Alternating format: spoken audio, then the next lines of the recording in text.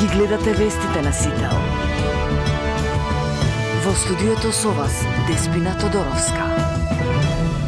Добро вечер и ви благодарам за вниманието. Со 76 гласа за и 6 против, собранието вечерва го ратификуваше договорот за стратешко партнерство со Велика Британија. Колегата Даниел Василев ја следи денешната собраниска седница. Го имаме во живо. Даниел, како течеше расправата? Добро вечер, Деспина. Како што кажа и самата ти, практично поминал е предлог закон за ратификација на договорот за стратешко партнерство со Велика Британија во законодавниот дом.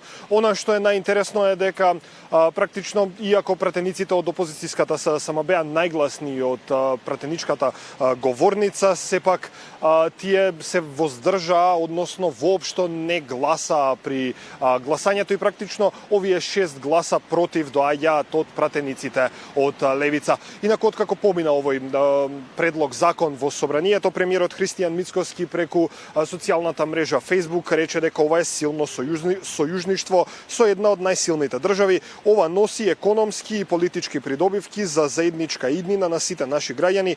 Промените се случуваат, кратко напиша премиерот Мицкоски. Расправата почна некаде околу 16 часот и уште веднаш пратениците од СДСМ реагираа особено на оној технички момент каде што вице-премиерот и министер за транспорт Александар Николовски наместо како вице-премиер на англиската верзија од договорот е потпишан како заменик претседател на државата, функција која што практично не постои во македонскиот политички систем. Од друга страна, од Министерството за надворешни работи велат дека станува збор за техничка грешка. Да погледнеме дел од расправата. Кога видиме англиската верзија, каде што е потпишан договорот, ова е ништовен документ. Зошто е ништовен документ? Затоа што вика го потпишал Vice President of the Republic of North Macedonia. Значи, ние како држава немаме подпредседател на Република Северна Македонија. Таква функција последен беше и Љупчо Георгиевски. Замина. А во македонската верзија стои дека потпишал заменик председател на владата на Република Северна Македонија. Ако е вака, тогаш нема апсолутно важност ваков еден договор или спогодба, како сакате наречете го. Кога се потпишуваат меѓународни договори, се потпишуваат повеќе примероци во смисла на тоа англиска оригинална верзија, македонска оригинална верзија и преводи на двете верзии. Во случајов, според мене, она што успеав да го забележам од подписот, е настаната техничка грешка во делот на англиската верзија, не и во македонската, која што има соодветен превод и на англиски, туку во англиската. Овие прашања се разрешуваат на тој начин што се дава, фактички се разменуваат ноти и се поправа таа техничка грешка, инаку јасно е дека во име на владата на Република Северна Македонија го има подпишано вице-премиерот, односно Така, тоа беше дел од расправата помеѓу координаторот на пратеничката група на СДСМ и заменик министерот за надворешни работи. Понатаму расправата продолжи во насока на условите на самиот заем кој што Македонија ќе го земе од Велика Британија. Меѓутоа и опозицијата обвини дека ова практично и не е некаков ексклузивен договор кој што Македонија го има потпишано со Велика Британија, туку дека ова е еден вид на политика која што оваа држава ја води и преку која што практично дава и заеми на помали држави. Од друга страна, власта е убедена дека станува збор за историски договор. Ова не е договор што создава нешто единствено или стратешко поинакво за Македонија. Ова е дел од стандардна финансиска рамка што им е достапна на многу држави и нема карактер на ексклузивна или стратешка соработка. Токму затоа, овој документ не треба да се представува како историски успех или пресврт во нашата економија.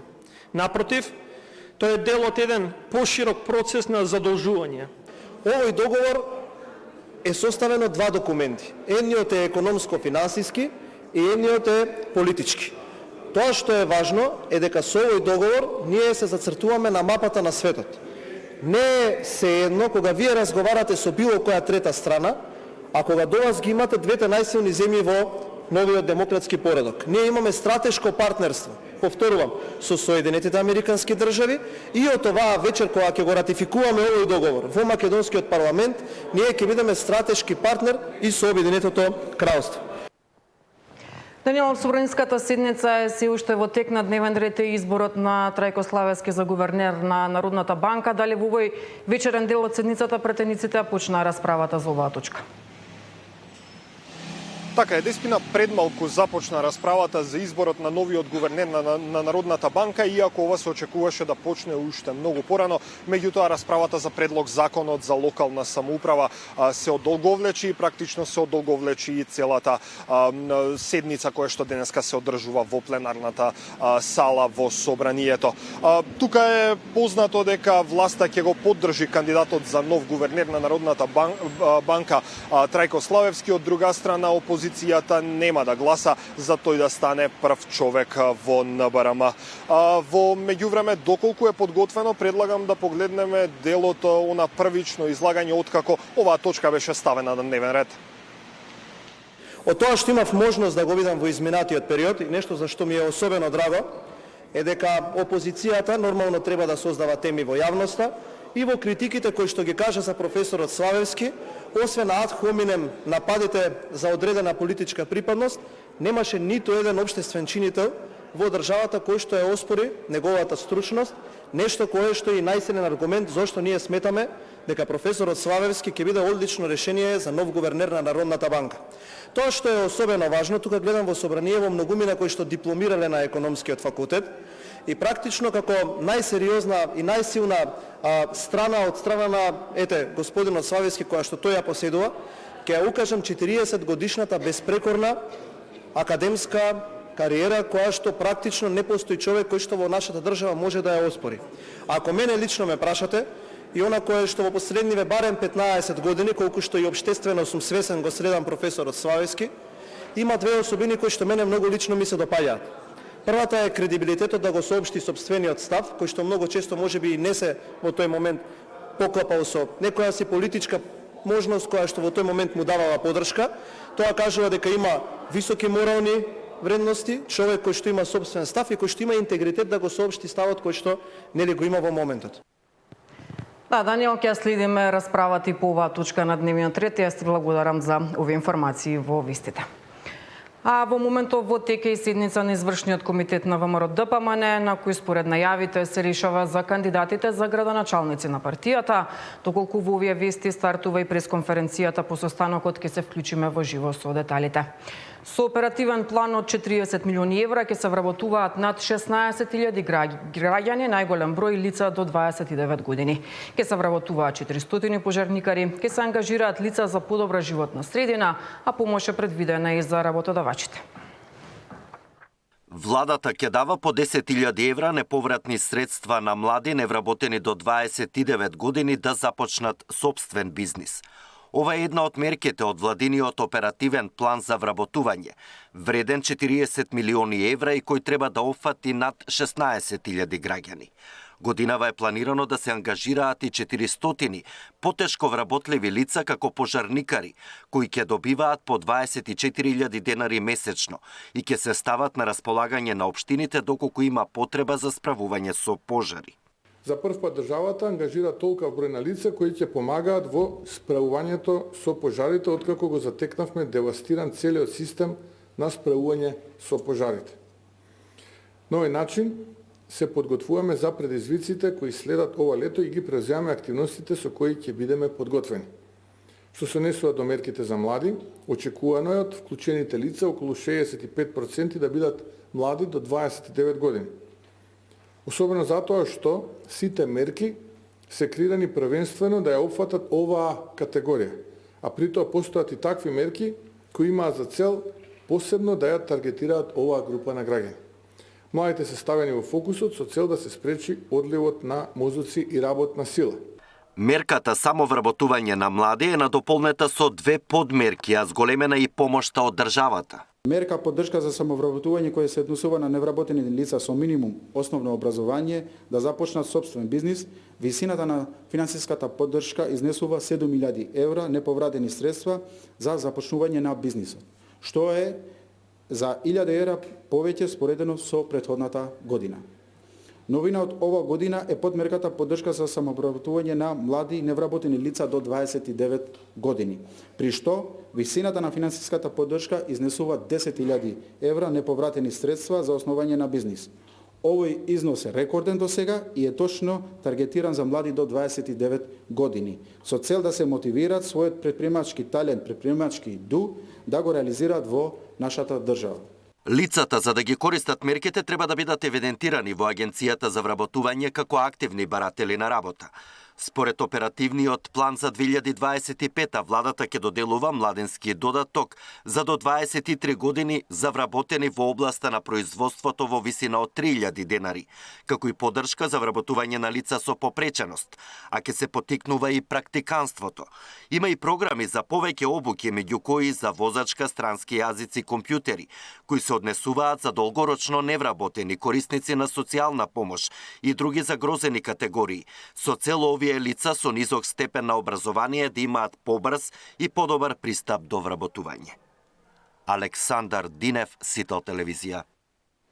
Со уште едно лице е проширена истрагата за пожарот во Кочани. Осумничен е и сопственикот на објектот, кој незаконски од сервис за автомобили го пренаменил во кабаре.